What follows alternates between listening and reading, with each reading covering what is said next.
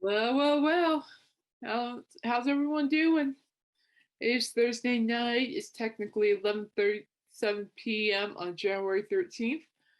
I figured I'd come on here a little earlier because it's been a pretty good day. And I am absolutely worn out. So, how's everybody doing? How's everybody's week treating? How's everybody's week going? Is it treating well? You guys do anything exciting? Do anything fun? Any challenges? Did you overcome those challenges? Or you just just trying to get by day, which is fine. Nothing's easy these days for anyone. So if you're struggling out there, I totally understand. I can relate. Just take it one day at a time. That's all you can do. I'll be praying for you. So yeah, as I mentioned before, it was been a good day today. For those who are my Facebook friends know exactly what I'm talking about, and some of those who are not my Facebook friends, I'll tell you. So, as you know, I'm an older student. I'm going to be 39 next week, mind you. And I graduated from the University of Northern Colorado uh, last May in a walker. I refused to let my bad knee, or knees for that matter, to stop me from enjoying an accomplishment of making a dream come true.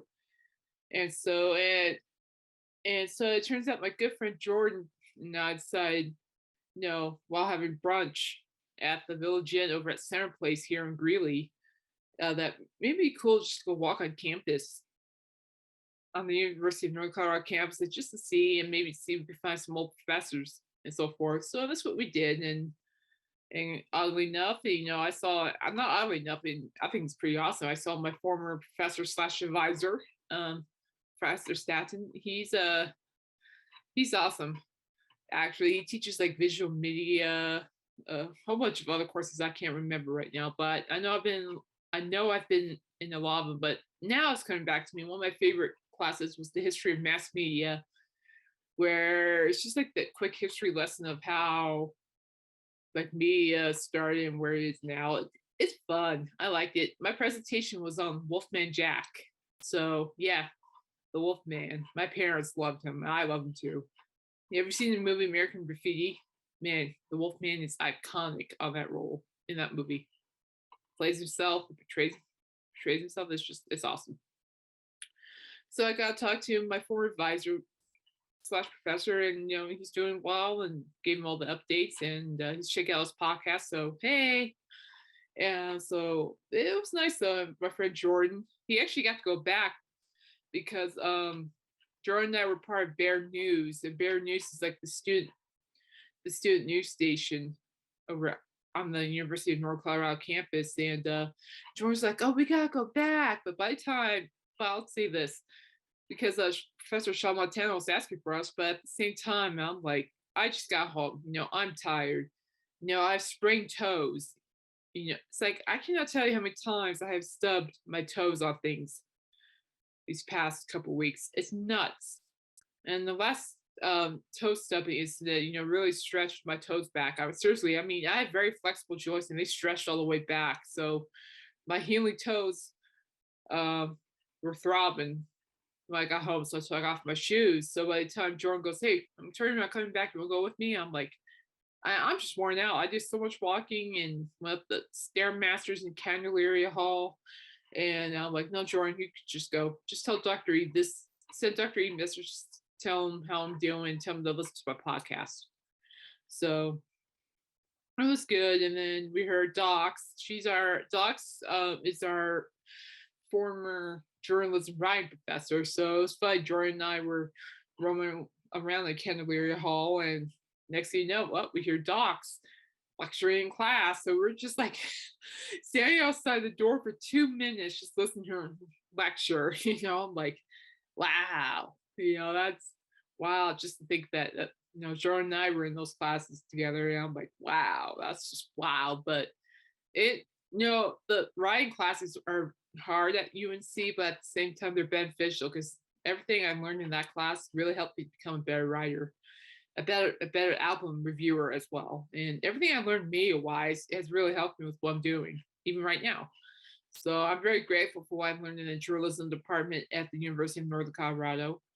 And I'm glad I got to go visit. It was fun. It was good to go back. But sometimes when you go back to where you come from, you just gotta remember you still have to keep going forward. So it's just nice the time to visit places where a lot of things started for you. And speaking of that, I'll be back on the Ames Community College campus on the 25th to have coffee with the former mentor of mine, who's the dean of students over there. And for those who don't know, I was heavily involved at Ames Community College, absolutely heavily involved in. She and the dean of students became my one of my mentors and really good friends. So and they just goodness, they just put together the new college center on the Greeley campus. So I can't wait to see that. I saw pictures of it earlier on Facebook, and let me tell you something. That is awesome. They even added a pool table. I might be tempted to get my friend to go up to play around pool with me. I haven't played pool like in a long time. That'd be kind of fun.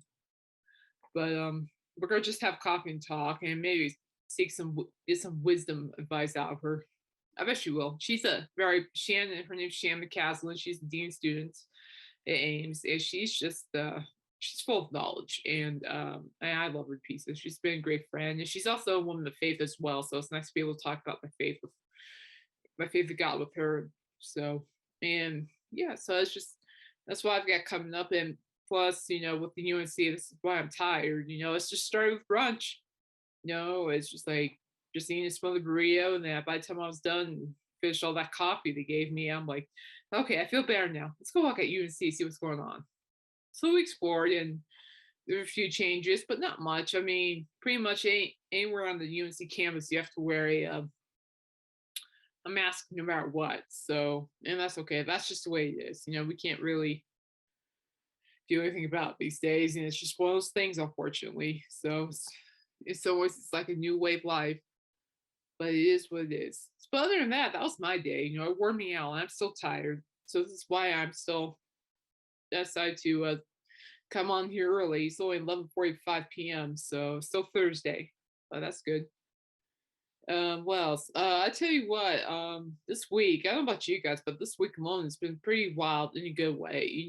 I haven't physically seen my aunt, step uncle Mike for 13 years. Physically seen. I have talked to him through different forms of communication. Great, but have I seen him physically? No. But that changed on Monday, and let me tell you something. It felt great. It felt like old times. Why I'll tell you something, guys. I'll tell you some funny. My uncle Mike, the very first thing he said to me when he first saw me was, "The real question is, Kate, have you been staying out of trouble?" And I know I'm just shaking my head like we all know the answer to this one. And of course, I replied to him, "Stop asking silly questions. We both know I cannot stay out of trouble. Think that will never change." So there you go. Yes, I still get into trouble, but we both laughed at it. But luckily, there are like 5 animals in this house that like get in trouble, so they do me a big favor for sure. Especially dogs. Oh, good grief! I'll get to that in a few minutes. So she was.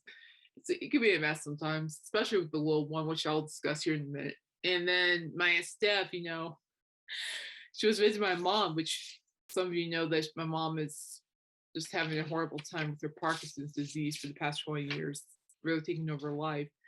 And so my birthday is next Wednesday, and my sister goes, "So how old are you?" And I said, 25. I'll be 25. And my aunt and my mom looked at me and they replied, "Yeah, we're 25 too." Right. Keep telling yourself that. Oh, I wish I was 25 because that way my upper joints won't be hurting so much, but it is what it is.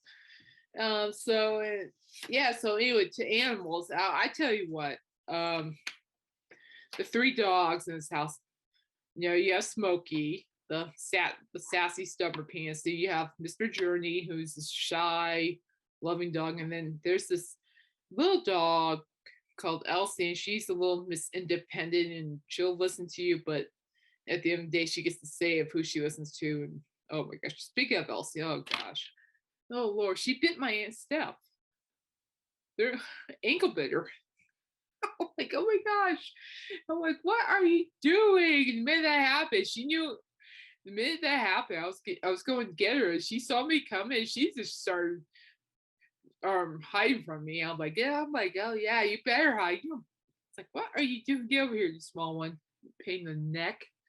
But it kind of turns out that Elsie thought, myself was training my mom by hugging her. But it was really cute. Towards the end of the visit, my Aunt Steph and Elsie actually made up and became BFFs. So, but I don't know what else Elsie do. For a small dog, I mean, I understand how, small dogs work. I used to work at a vet as a kennel technician, and I understand the elements of small dogs. Even a oh geez, even a mid-pin dog that I took care of at one point, I tried to bite my whole hand off by just bite down on my knuckles. But she does have that small dog in her, and but what I mean by that too is that she could be very aggressive while playing. I mean, she and Journey, they're BFFs, but I don't know what is up with that dog, well, Miss Elsie, because she's just like biting at his ankles, biting the bottom of his foot. And I'm like, hey, he's like, hey, little Miss Aggressive, calm down. And of course, I caught her earlier doing that to Journey, and next thing you know, she, walks up right up to me. And, I'm looking down, I'm looking at the small dog. I'm looking down. And Elsie has these Spock ears. She puts her ears back, and all you see is this Chihuahua head and these cute brown eyes, and she's wagging her tail at me, looking all innocent. And I'm looking down at her, and I'm going, don't be wagging that tail at me. You know what you did. Oh my gosh. I'm trying so hard not to laugh, but yeah, I'm like, don't be wagging that tail at me. You know what you did. We had this discussion before. You don't play like that. That's not nice. That would hurt. That's not cool. And she thinks just by being cute, she can get away with it. I'm like, oh my gosh. And of course, I'm trying hard not to go like, oh, how cute, smile or laugh even. It's like talking to a child. I expecting better out of you. But yeah, she's still whacking that tail. I'm like, ugh, mercy me. And then of course, all three of the dogs now are starting to bark at once. And I don't know if they're trying out to be something out of opera or something or Queen, but just stop. Of course, I blame my dog. She's the instigator. She's the one that started the whole woof woof woof woof woof thing. And oh my gosh! And there was something on my Facebook about it. This it was like Nike has this thing called "Just Do It," right? Their slogan with the Nike symbol, "Just Do It." So on Facebook, it's like a Nike ad plus a dog Nike ad, and goes bark, even if there's nothing there. Just bark at it with the Nike symbol. I'm like, oh, that's pretty much what we're looking at. I'm looking at. I'm like, good. But as much as I am rubbing my forehead right now, telling you guys about the dogs, I love them to pieces. I really do. They keep me company on days when I don't know, I feel alone or whatever. Yada yada. I mean, you animal lovers know exactly what I'm talking about. I know you do.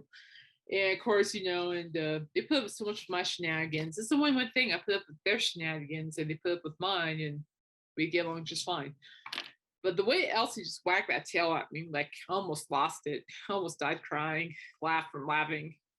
I laughed it off when I went somewhere else where she wasn't around. But man, that was just, she almost broke me, that's for sure.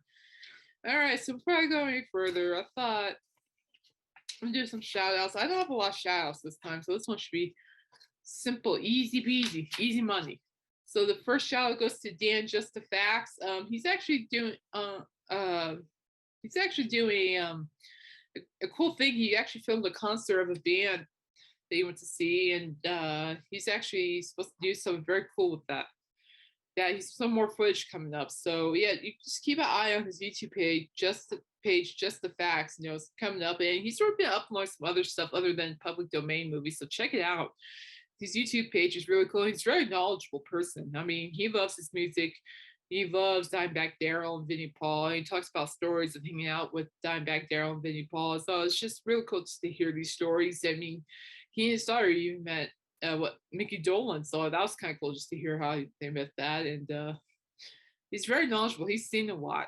He's been there a lot. It's really cool. He's a cool guy. Check out his YouTube page, Just the Facts.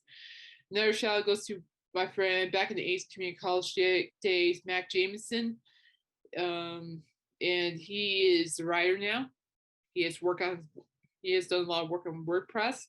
So if you go to the Dwarven Teller WordPress.com, you'll on WordPress, obviously, you'll find hodgepodge stories that he has been writing. And I'll tell you what, he is a gifted writer. I've seen his work, and I'm gonna keep saying this until he tells me that people are interested in his work. So I'm gonna keep saying it. As boring as it is, it's the way it's gonna be. But he's a great writer, and he's gifted. He's fun. Yeah, he's a great person too. He and his partner have a beautiful baby boy, and it's really nice. And of course, last but not least, for this shout out goes out to Royce in the house, Royce Eddings. He and his wife Betty are good friends of mine. Royce has a show called Royce in the House where he does two things. He has like vinyl unboxing, discuss about the artist bands, and then he also does mini vlogs, which I call like mini vacations. So he's gonna be uploading some new vlogs, so keep a lookout on his YouTube channel, Royce in the House. He'll post them. But in the meantime, there's some great vlogs already up on his channel. Take a look. If everyone's Morro Bay, oh, beautiful stuff. Partially because I want that cake from that store. I tell you, they have beautiful cake. Absolutely gorgeous cake. I wouldn't mind having some. But recently too, he actually started after the holidays now, and now he started back on YouTube, and he did switch things up a little bit and discussed Steve Winwood, which by the way, he's a great musician. Steve Winwood, oh my goodness, yeah, my mom loves him to death. She does. She likes the Spencer Davis group, and Winwood does shine in that group. I give it that. And it was fun to hear Royce, talk about the knowledge of Winwood and just talk about the history of it. I love it. And sometimes I'm a co-host, sometimes I'm not. The only way you're gonna find out if you see me on your screen. If I'm not on your screen, I'm in the chat. Speaking of that, I don't know. I saw something cool. Well, last Sunday, about the final minutes of the Royce's show on Sunday. He received, within the final minutes down to the final seconds, he received 7 more likes on that stream. So whoever showed up at the last minute, give Royce a thumbs up. Thank you. I know he appreciates it. I even told him about it. He was pretty amazed. So thank you. That means a lot to him. And so you can catch Royce in the House on YouTube Live every Sunday at 7 p.m. Pacific Standard Time. That's 8 p.m. my time. That's 9 p.m. Central Time. That's 10 p.m. Eastern Standard Time, if I have my math right, which I'm pretty sure. If not, just correct me if I'm wrong. But he's on 7 Pacific Standard Time. So it's just great stuff. So other than that, that's enough shouts I got going right now. But there's some things I'd like to mention. It's been a crazy week, in the entertainment industry, especially with deaths. I mean, actor Bob Saget died at the age of 65. That was huge.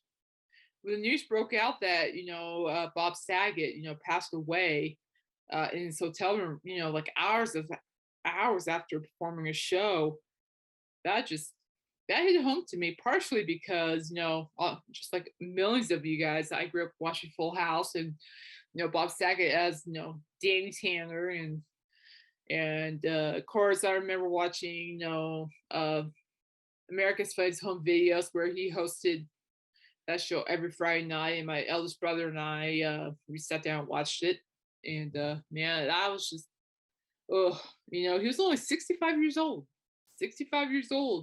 And Flores have said that they have not found any foul play going on, but Saget did have his arm near his heart, so they're thinking it could have been a heart attack or a stroke. But also then again, sources are saying too that he died peacefully. But I think what's also important to point out is that he just recovered from his round of COVID. So I don't know if there were any complications from that, but there wasn't any foul play. But either way, in my honest, humble opinion, I felt like it was more maybe a heart attack or a stroke, or but I really hope he just went away peacefully by all means. But that was just a tough death. And then Connie Specter, singer Connie Specter, dies at age 78. She was known for the song "Be My Baby." Da, da, da, da, da. Great Motown stuff. I love Motown music. Don't even get me started on that. Love Motown. But yeah, but she passed away, and she was a beautiful singer. I've always liked her voice, and yeah. So and so both deaths really just hit home to be made ways. I guess going back to Bob Saget, it was really interesting to go on Facebook and just read fans' reactions to his death, and it really blew me away because a lot of people never really had a father in their life, never really had a father figure in their life, and they always counted on Bob Saget's character from Full House, Danny Tanner, to be that father figure. So in some ways, millions of people lost a father that helped them to understand about life through the television screen. And it's just amazing how much lives he has touched. And it's simply for Ronnie Spector with her music. I think her voice touched a lot of people's lives, and she's such a gorgeous voice. And of course, my thoughts and prayers go out to those who are affected by these deaths, of course.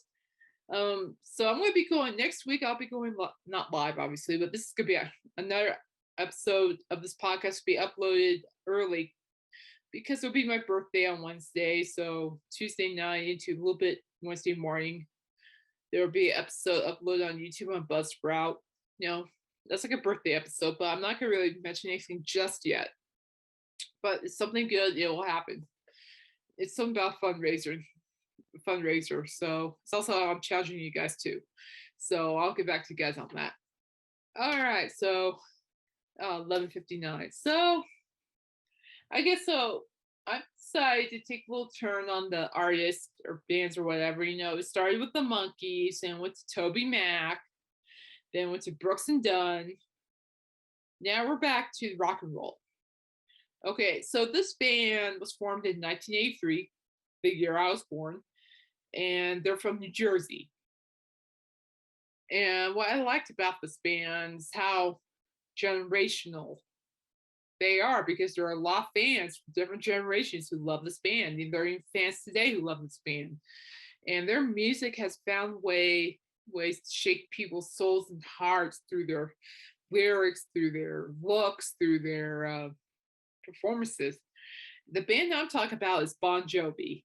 That's right, Bon Jovi. I don't know, honestly, I don't know what to say about Bon Jovi. I mean, obviously good things, but it's pretty cool, backtracking to, like Bon Jovi's early career, it's amazing. They started small, but they kept working at it, they kept chopping at it, and they started, going up the tone pole. And once they were at fully on top, that's where things started to be fire, personally, in my opinion. And one of the things I actually noticed about Bon Jovi is that, I don't know, this is just my opinion, but I'm gonna share with you guys. And please speak your opinions in the YouTube comment sections. Please do, because I do respond. I think just that at first, I don't think Bon Jovi even expected people to really relate to their music. They had a mission. The mission is, this is Bon Jovi, this is us, here's our music. I hope you enjoy our music. If you enjoy, great, spread it out and make it become good. But I really don't think they were ready for the responses people have with their music at the beginning. But towards like the middle and now, they get it now. But at the beginning, I don't think so. I don't think they were aware of how, like, Living on Prayer or Wanted Dead or Alive, have really touched or inspired people. And the funny thing too, speaking of Living on Prayer, is how John Bon Jovi, hated that song. He absolutely hated it. He hated it because he just didn't like the sound of it, and he thought that no one else was gonna like the song. But they kept the song on their first album, Slippery When Wet. It's critically acclaimed, and that song is by far their best top-notch songs by far. Yeah, I agree it is. And again, I don't think they really understood of how powerful that song is. It is a powerful song. And it's just really remarkable how, John and Richie really crafted into a masterpiece. It's magical. They made it look so easy, but then again, I don't think I could even write something like that, even if I wanted to. I probably couldn't come up with something like that. But it's really amazing watching, how Bon Jovi started and where they are now. It's just like they were young and they had no idea that people were responding to the music or how they're going to respond to the music. And it's just been remarkable. A lot of people find hope with living on prayer because I just think, oh gosh, I don't know how to word this because maybe they find hope in that song. Whoa, we're halfway there. Whoa, we're living on the prayer. When they sing that, it's just like I think they're just saying I could get through this, and what I mean that I guess, the best example, prime example would be okay. So I've seen Bon Jovi twice, one in 2007 up at Shining Frontier Days, and then back in 2013 in Denver for the Because We Can tour. And it just of course, Living on a Prayer, it has to be the show closer. I mean, that's it. I mean, you just have to.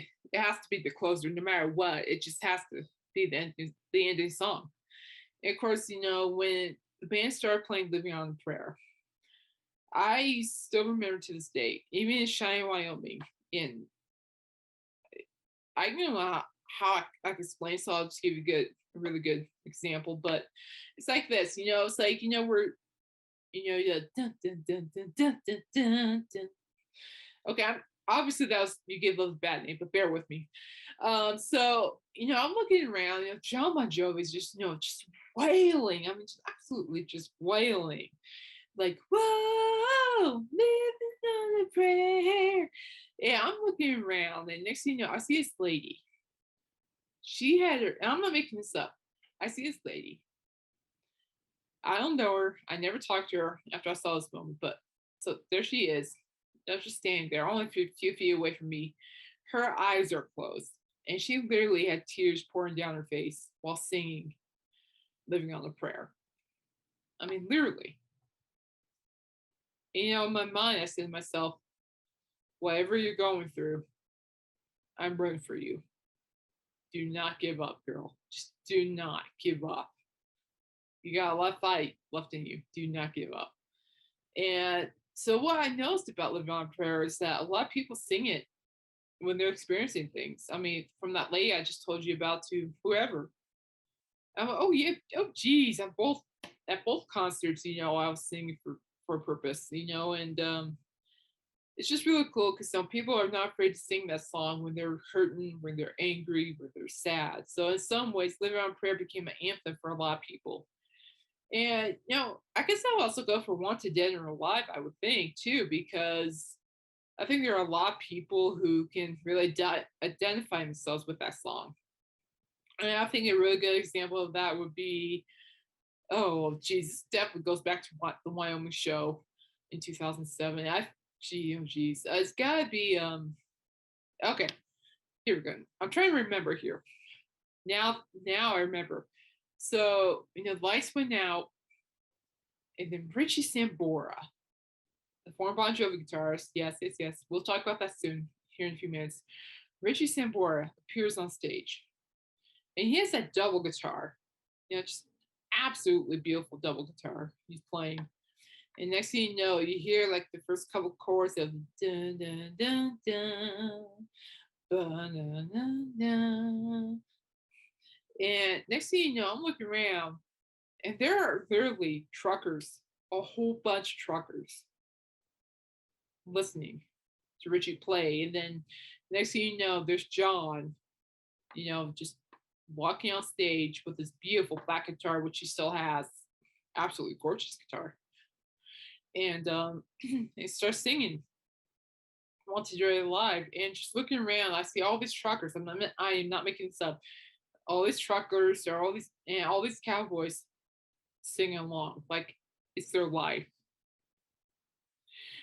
based off that song. And I'm like, that's just powerful by all means. It's just fun to watch. It's fun to observe, just to see how music is a part of people's lives. For me, that I don't really identify with Wanted Dead or Alive, but it is a classic, and I truly admire that song very much. I cherish it very much. And as for Live on Prayer, yeah, I did Live on Prayer. Yeah, I identify myself with that one just because, just because I do find hope, just like in that song, just like the rest of the millions of people who find hope as well.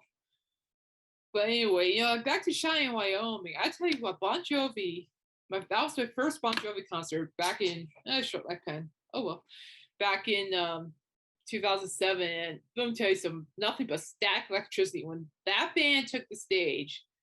Oh, that place was vibing. I'm like, holy cow, I can feel the electricity of excitement. And oh my goodness, it was great. It was a great vibe. And I remember John Bon Jovi, taking the stage, and he literally looks in the crowd, grabs the microphone, and he says, Cheyenne, Wyoming. I bet you never see the day to have a Jersey boy here.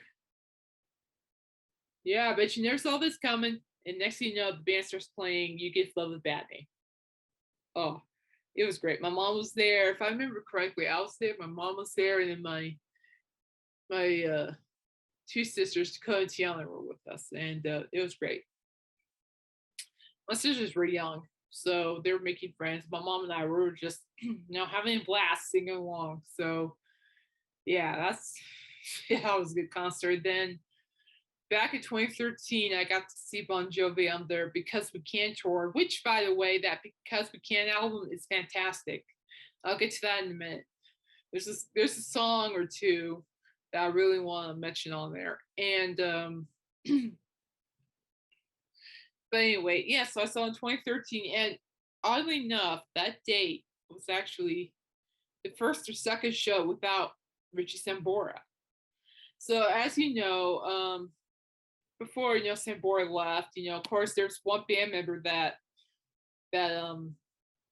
left in the early years, and I was Alec John Such, but he returned for the Rock and Roll Hall of Fame.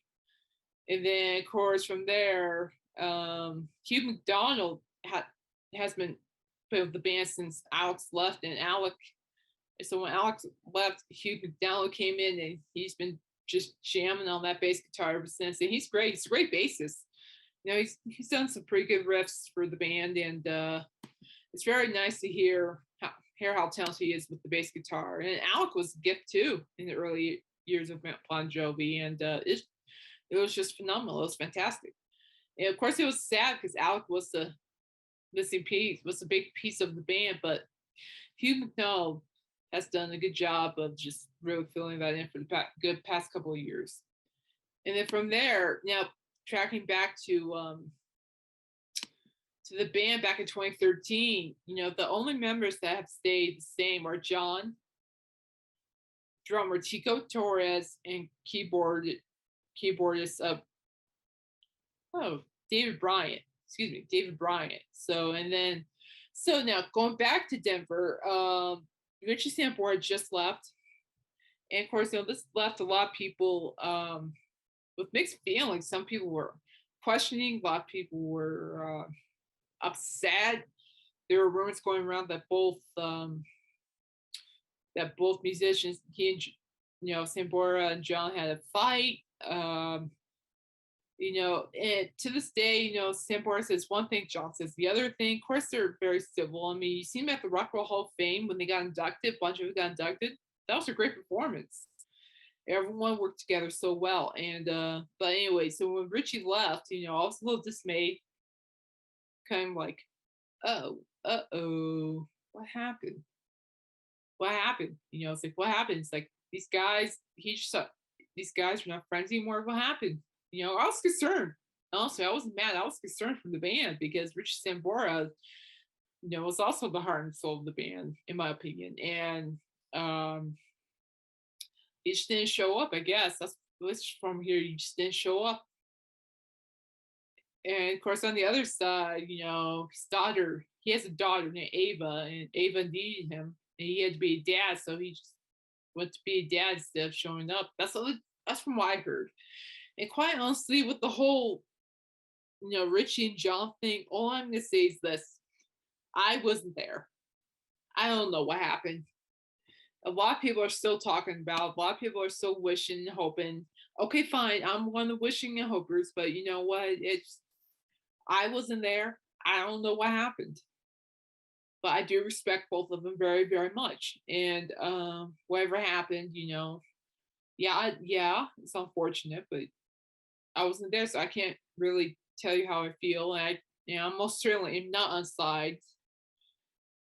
I think it's ridiculous that when that happened, people started to choose sides. Well, I'm not a Bon Jovi fan anymore because Richie Sambora is not in the band. Well, I'm a Bon Jovi fan because I love and support John.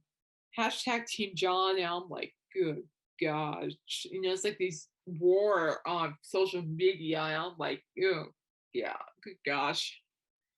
Mercy me. I mean, I still rub my forehead worrying about it, just really thinking about it. And yeah, I don't have a side, but other but when Richie left, I knew there was gonna be a difference, but I still went to that concert, and that still was a great concert.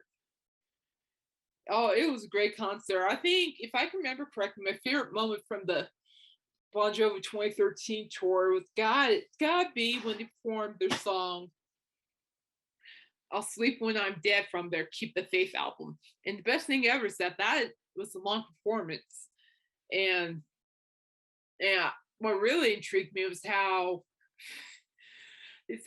John, puckered up his lips like Mick Jagger and did the Jagger walk while singing "Start Me Up."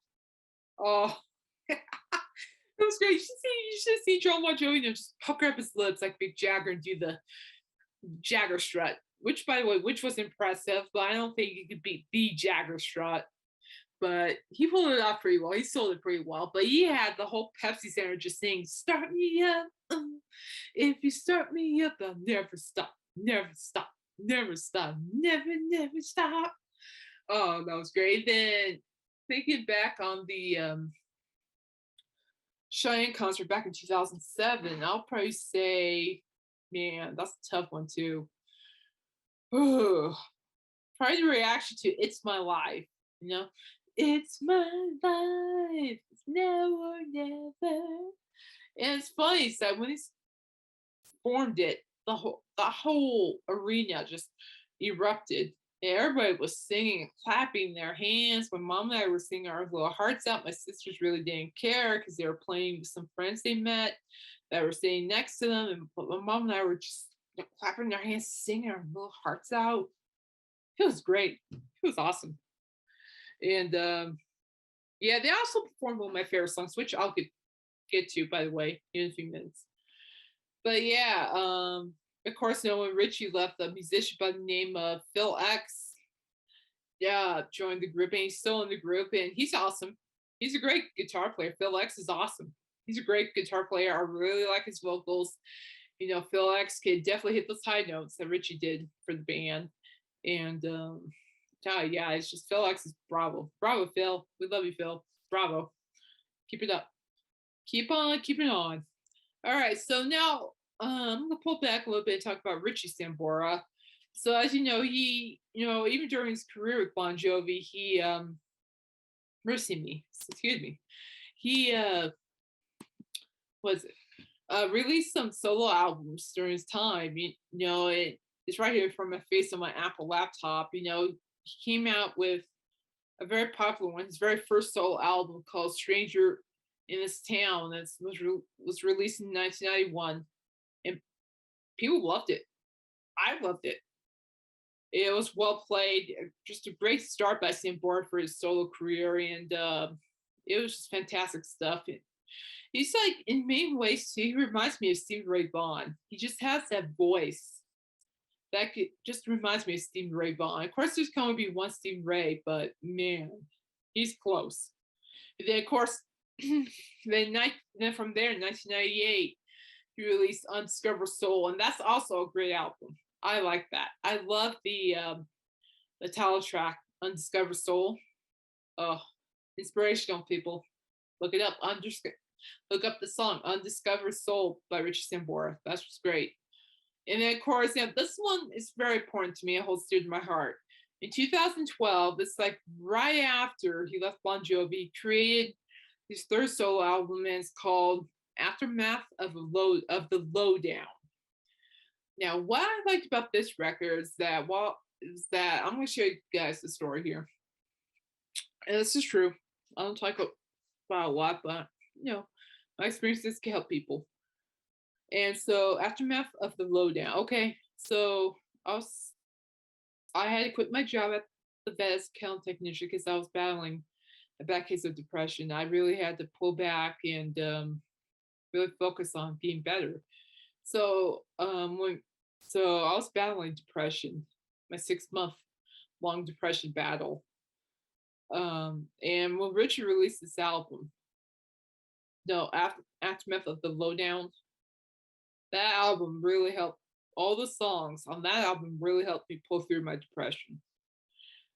It helped me pull through 6 months of depression. I think I tend to believe the reason why it helped me is because Richie was speaking from the heart on this one. I mean, don't get me wrong, he was speaking from the heart from Stranger in This Town and Undiscovered Soul, but he was really speaking from the heart big time on Aftermath of the Lowdown, because each song, like Learning How to Fly with a Broken Wing, to Nowadays, to oh shoot, oh geez, Sugar Daddy's a good one. Sugar Daddy's a fun song.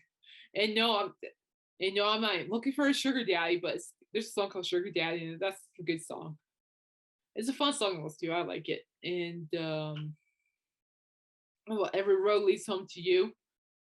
Oh, but all those songs I just mentioned on that record is just fantastic, and it really helped me battle through those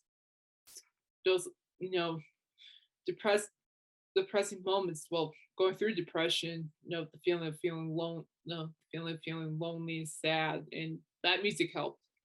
So I highly recommend Aftermath of the Lowdown. So Richie, thank you for that record. Really helped me through a bad spot, so a horrible spot a couple of years ago. So thank you from the bottom of my heart. Keep it up.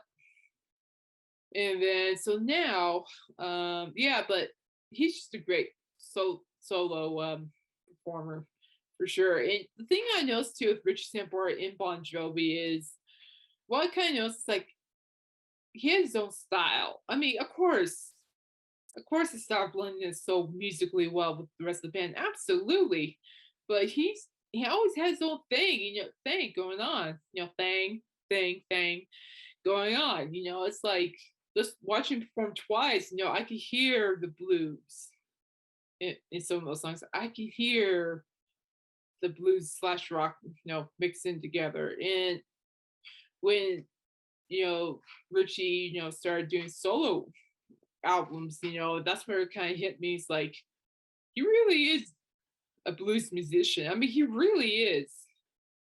And if you really want to know which song I think is personally like stands out that makes him a blues musician, can actually be found on the Undiscovered Soul record, and it's called Hard Times Come Easy.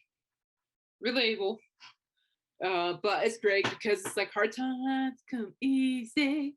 We got what going on these days. I mean, he sells the song so well. His voice just sells the song so well on that song, on that tune.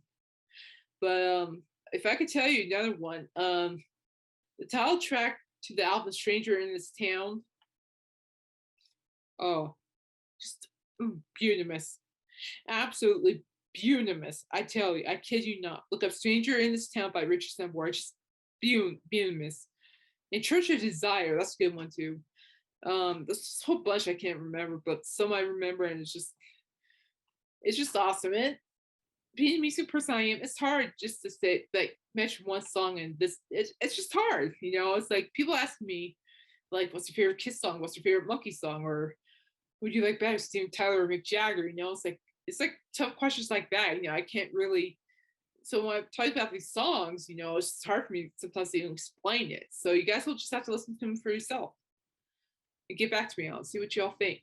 So now it's that time of the show where I discuss, in my opinion, where Bon Jovi's most underrated albums and songs and why I feel like that. So I mean underrated, I mean they get overlooked, or maybe people really never really pay attention to them. So I start with the song first. Actually, and this is a debate. I have started a lot of arguments over this debate. So if you guys want to have an argument with me over this, post it in the YouTube comment section. Okay, here's the debate. Slippery When Wet, Bon Jovi's Bon Jovi's CD, Slippery When Wet, and going against the record New Jersey. Yeah, a lot of people, I've ticked off a lot of people for saying this, but I'm going to share the same way. And please correct me if I'm wrong. Please, I'd like to hear your response to this. In my opinion, New Jersey is better. The New Jersey record, Bon Jovi's New Jersey record, is better than their Slippery When Wet record. Now, the reason I say this is because the New Jersey record brought more rock to what the band is known for, in my opinion. Songs like Born to Be My Baby, Living in Sin. Oh, sheesh. I'm trying to remember. Man, I'm having a massive brain fart right now. But it's just listen to the album. Listen to the difference. Listen to Slippery When Wet in New Jersey. But I can tell you right now, New Jersey's better than Slippery When Wet. New Jersey is so much better. And I don't think that album gets enough credit. I really don't. There's a lot of hit makers on the album. Okay, I'm looking this up now because I'm starting to get. So because us old people get brain farts sometimes. Yeah, I'm just have to be one of those people. So, Bon Jovi I really think they stole the show with their album New Jersey. And here I'll look at track list. And I'll tell you what, it's just remarkable how much their styles changed compared to when they released and recorded Slippery When Wet, because I really think New Jersey is so much better than Slippery When Wet. Here we go. This is what I'm talking about. Okay, here we go. And what I say by this is that all these songs on New Jersey are more raw, or more in your face. It jolts your soul, it shakes your vein, it blows your mind. At least it blows mine. So here are the songs from New Jersey: Lay Your Hands on Me, Bad Medicine, Born to Be My Baby, Living in Sin, Blood on Blood, Homebound Train, Wild is the Wind, Wild is the Wind that takes me away from you. Ride, cowboy, ride, stick to your guns, I'll be there for you. 99 in the Shade and Love for Sale. Now, if you go on Slippery When Wet track list, which I'm looking at right now, of course, obviously there are different songs that sound different. In some ways too. Okay, the songs on Slippery When Wet, they were rock. Yes, they were rock, but I think New Jersey had the bigger, deeper cuts on the songs than Slippery When Wet music. So here we go. So for Slippery When Wet songs, you have Let It Rock, You Give Love a Bad Name, Living on a Prayer, Social Disease, Wanted, Dead or Alive, Raise Your Hands, Without Love, I Died for You, and then Never Say Goodbye and Wild in the Streets. I also, as much as I love the songs, You Give Love the Bad Name, Living on a Prayer, Wanted, Dead or Alive, I Died for You, Never Say Goodbye, New Jersey's better. Because I tend to think it has more cuts, more riffs, just more, but vocal performance by John and the rest of the band are strong. But I'd really like to hear your thoughts on this. Which one's better in your opinion? Look it up, listen to the differences, and let me know in the YouTube comment section what you think. Is slippery wet slippery yeah. Is slippery when wet better than New Jersey, or is New Jersey better than slippery when wet? You get back to me on slippery when wet. You get back to me on that. Tongue twisters. Boy, these are tongue twisters. I'm pretty sure I sparked a debate, but bring it on. Bring it on. I'd like to know about what you all think. Bring it on. I love talking about music. I talk about it forever. So now as far as like underrated albums, again, it goes down to what New Jersey. I'll probably have to say another underrated album by Bon Jovi. It's probably my favorite Bon Jovi record of all time, and it is These Days. That whole record is underrated, in my opinion. I don't think that record gets enough recognition at all, personally. And the reason for that is because, people, don't get me wrong, people love Bon Jovi, they love the rock element, but Bon Jovi brought the blues and rock into that one. I mean, it's just unanimous. Like, it's hard letting you go, to Lie to Me, to This Ain't a Love Song, to the title track These Days. And the songs on that record, the These Days records, are so well written, just so deep, really deeply touched. It's one of my favorite underrated albums by him. Now, if I could go to underrated songs, ooh, where do I begin on that one? Oh boy. Oh, mercy me. That's a good one. Like, I can give you maybe 3 or 4 examples. Let's do 4 examples of underrated that I think are underrated songs and why.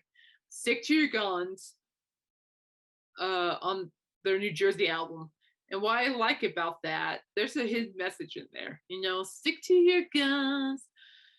Oh, but ain't for the heart, but only if you have to.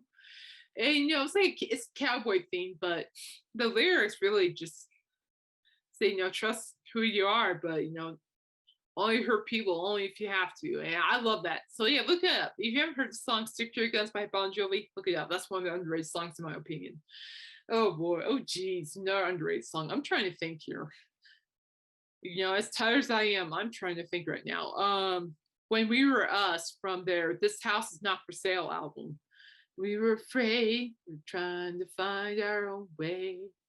There's no love, there's no pain, spit in the eye of a hurricane. And what I like about When We Were Us by Bon Jovi's the fact that it's solely about from where the band first started to where they're now. And John just sells it on that song. Look it up, Bon Jovi, When We Were Us. Another underrated song, the third one. I'm trying to think. It goes from the These Days album, which is my favorite underrated album by him. Oh geez, yeah. Which song do I want to talk about? Two Hearts Breaking Even Tonight. Oh, let me tell you guys something. Two Hearts Breaking Even Tonight from the These Days record. It has face smacking blues music, and John Bon Jovi's vocals are just well sexy on that track. Absolutely sexy. I am not kidding. He just kills it on that song. Two hearts breaking even tonight. Love that song. And lastly, I think I kind of forgot to mention this album as a underrated, but it's Bon Jovi 2020. John or band, I shall say, dropped the record in 2020, and I won that record on Vinyl Show, and it's a beautiful gold record, gorgeous. I can't play it yet because my record player is broken, but my birthday's coming up, so I'm hoping I'll get a new record player and maybe some new vinyl to spin because I miss having my records playing down here while I work. But anyway, the whole record's great, but there's one particular. So the album 2025 Bon Jovi is just great, but there's one particular song that I love to death, and it's called "Let It Rain." Look it up, Let It Rain by Bon Jovi. And what I like about it is that the song is focusing on the hardships that we face in life. Knowing that we can overcome those hardships if we're willing to face the storm, if we're willing to battle the darkness of the rain and thunder we have going in our lives. It's definitely applicable to me today. I think the best example for me about the song "Let It Rain" is that going back to my knee surgery. I'm only 38 and I already have my knees replaced. And when okay, this is actually a really good example. You know how hard it is to tackle stairs when your original knees are just ailing. It hurts. It hurts. I wanted to quit. I wanted to throw in that white flaxing. I quit. Normally I do not quit, but that was just, excuse me, awful. And so Bon Jovi released the song "Let It Rain," and the minute I heard John say the first verse, I'm like bursting into tears because that was something I needed to hear. Who's gonna stop the rain? Oh, okay, no, I'm gonna sing it. Oh, we'll go just sing it together. I can't get out of it. You guys don't understand what I'm talking about. I mean, it's like embracing it. Um, and what I like about like "Let It Rain" by Bon Jovi, it's just like it talks about hardships. It talks about just facing those storms. But instead of running away when it's storming and raining, embrace it. Fight through it. Get through it. Here, here it is. I'll sing it to you guys. Here we go. This is the only song tonight. Quite frankly, I'm tuckered and songed out here. Here we go. Ever since there was thunder, there's been shelter from the storm, a place to run for cover till the rain clouds have moved on. But when I get that feeling before the first drop hits the ground, I'm asking, who's gonna stop the rain from falling down? Whenever there's a soldier who won't give up the fight, whenever there's a darkness that's trying to find the light, whenever there is hurting, there is healing on the way, like sunshine breaking through a cloudy day. Let it rain, let it rain, let it rain fall all around. Who's gonna stop the rain from falling down? Maybe some days eyes won't judge you by the bed you're sleeping in or the colors of your skin. When priests and politicians tell the truth and nothing more, that day we all know what all of this was for. Let it rain, let it rain, let rain fall all around. Who's gonna stop the rain from falling down? Choosing these ain't pretty pictures that we're keeping in the clouds. Outside, the storm is raging. Just take a look around. Somewhere there's forgiveness for the broken ones like me, who once stared down mounty mountains, now sit beneath the trees. Somewhere there's a church bell that's summoning the choir. Somewhere there's a dreamer who walked 1,000 miles. Somewhere there's a dreamer who would walk 1,000 miles.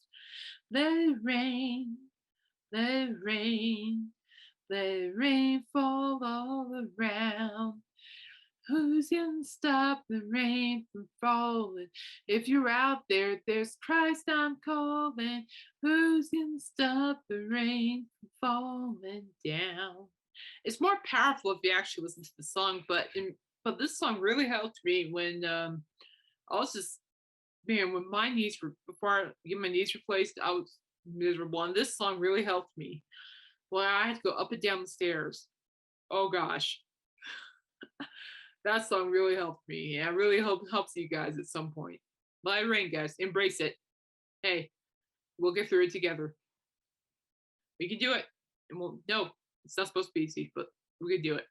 So before I sign out, I guess there are two more songs I want to mention that are underrated. Captain Crash and Beauty Queen from Mars. Yes, good look it up. You never heard that song by Bon Jovi? Captain Crash and the Beauty Queen from Mars. Dun, dun, dun. That came from the band CD Crush, which by the way shook the generations of people in that year, or in that decade. Like holy I'm talking about it's like they smacked people's minds with the music off the Crush album. That whole album is good too. It's probably I don't want to say underrated. I don't want to say overrated.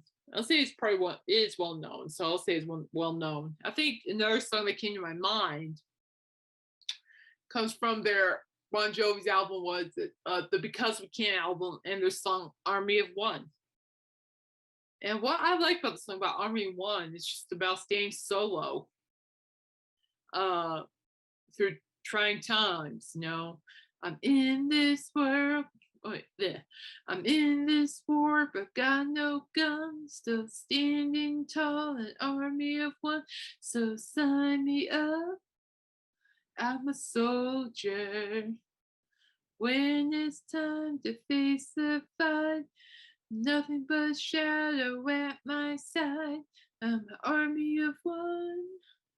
I'm a soldier. Never give up, never give up, never forget where you're from. The army of one. I just love that song. It's just so inspirational. And yeah, we are army of one. And I tend to think me army of two. Like me, I'm a woman of faith, so there's army of two. Plus, counting the dogs, so that's technically 8, 9. I don't know. I lost track. 5 army. I guess oh shoot! I just had a train of thought, but I lost it. I'm not making it up. I just had it too. There's another one by him, but there's just a lot of them. Look them up. Look at all Bon Jovi albums. That's are all the songs. They're just I don't know how John Richie wrote these songs. It's just what's the inspiration behind them. It's you got me. And did you all hear that Bon Jovi's going to be touring this year? I am closely monitoring that situation. The only place that I am not willing to go to is Denver. Traffic after a concert at the Pepsi Center is horrible. Horrible. I mean, the show was great. I mean, the last time I was there was for Kiss on their end of the road tour, which, by the way, I haven't kissed him goodbye yet. I'm still hoping to see him. We'll see. Maybe this pandemic could be kind enough to let that happen. But if they make it to, I don't know, Shining Frontier Days or even to our Stampede, oh, happy day at my Stampede if that happened. Oh, happy day if Kiss showed up at our Stampede. Oh, happy day. Happy day in my world. But Cheyenne or here, I'll go. Without a shadow of a doubt, I'll go. Be my third Bon Jovi concert. I'll go. All right, so I'm gonna check out, guys. It is 12:41 a.m. I am out here. So thank you guys for hanging out, and I sincerely hope everyone stays happy, healthy, and safe. And yeah, keep it real, and I'll see you guys on my birthday. How about that? Ba-na-na-na-na. It's almost my birthday. Oh God. Be 39. Oh, mercy me. Ugh. But I'll tell you what, I might be turning 39, but my joint's saying I'm at least 50 or 60, well, 60 or 70 at this point. But oh well, it is what it is. Anyway, I love you guys. Stay safe. And remember in the comment section, tell me which you think is slippery when wet better than New Jersey, or is New Jersey better than slippery when wet? Get back to me on that. Take care. Bye.